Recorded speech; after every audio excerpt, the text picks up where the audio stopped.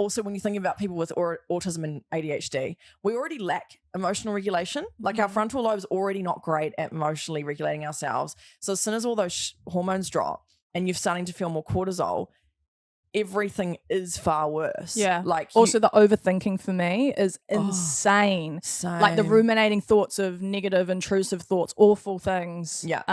Thinking that, like, also believing that you know what other people are thinking. They go, oh my God, they hate me. Like, you know, that anxiety, like, oh, I just went into that social situation and everyone doesn't like me, so I'm not doing a good job at explaining it, but that is also awful. No, exactly. The impact on our daily life is actually quite severe because we already have impact on daily life from our autism and ADHD and our executive function not being great. Then as soon as these hormones drop and the progesterone raises, everything just gets worse. Yeah. So like we said, Paige and I feel like we live 2 lives constantly. 2 weeks on, 2 weeks off, 2 weeks on, 2 weeks off. Yeah. And it's so hard. And I find masking so much harder in those 2 weeks. So I actually feel like I can't mask.